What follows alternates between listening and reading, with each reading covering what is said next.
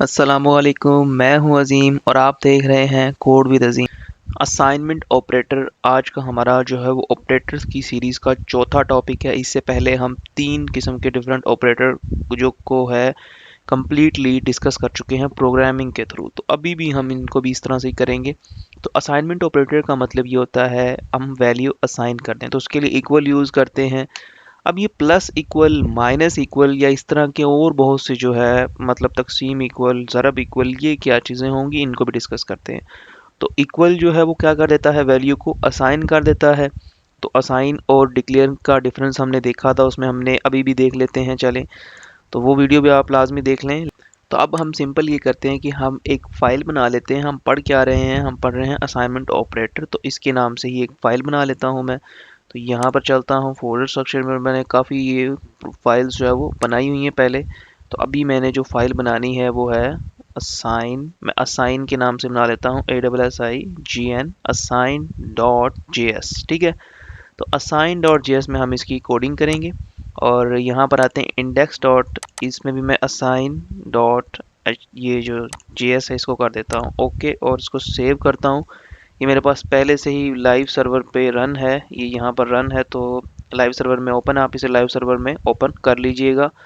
तो अब चलते हैं इधर असाइन की तरफ और यहाँ पे हम वैल्यू असाइन कर देते हैं। मैं लिखता हूँ var a is equal to 10। तो ये जो 10 है, अब ये वैल्यू इसमें असाइन हो गई है।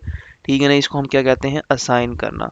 अब मैं इसको कंसोल लॉग करवाता हूँ a को, तो मुझे 10 मिल जाएगी। अब मैं यहाँ पर चलता हूँ और जाकर चेक करता हूँ, तो 10 जो है वो आ गई है। ठीक है, अब एक और चीज़ समझते हैं। ये जो प्लस हमने देखा था, प्लस इक्वल, ठीक है ना। तो प्लस इक्वल का मतलब क्या है, अगर हम ये कहते हैं प्लस इक्वल, तो इसको समझते हैं। अगर मैं यहाँ पर लगाता हूँ प्लस इक्वल 10, तो ये अभी इसको नहीं कर रहा, क्योंकि असाइन जब हम इसे डिक्लेयर के टाइम पे ये वाला काम नहीं कर सकते हैं। ठीक है ना, तो डिक्लेयर के टाइम पे हम नहीं कर सकते, हम ये बाद में कर सकते हैं। मतलब हम यहाँ पे नीचे आके कह सकते हैं कि ए में आप प्लस कर दो, सॉरी आप ए में प्लस कर दो और ये इक्वल हो जाएगा 10 के।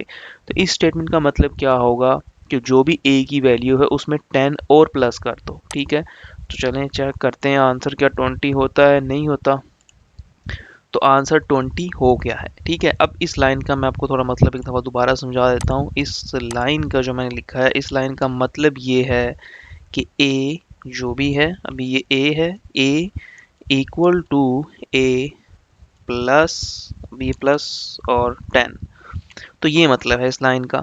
तो इसी तरह से अगर हम इस लाइन को, मैं पूरी की कमेंट आउट कर देता हूँ, मुझे भी ये नहीं चाहिए। मैं एक और लाइन लिखता हूँ जिसमें मैं लिखता हूँ a और उसके बाद मैं कहता हूँ माइनस और फिर इक्वल। अभी ये इक्वल नहीं आ रहा, अच्छा इक्वल, और फिर मैं इसे कह देता हूँ 10। तो इसमें क्या होगा, 10 माइनस हो जाएगा और आंसर 0 आ जाएगा। तो 10 माइनस हो जाएगा और आंसर 0 आ जाएगा। आप देख सकते हैं 0 आ गया है। अच्छा, अब इसका मतलब क्या है, यही वाला मतलब इसका है। यहाँ पर भी सेम है कि a जो है उसमें a माइनस 10 कर दो।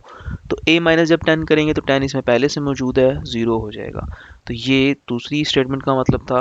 और हमारे पास यहाँ पर अगर फॉर एग्जांपल ज़रब होगा तो वो ज़रब हो जाएगा, अगर तकसीम होगा तो वो उतने से ही तकसीम हो जाएगा।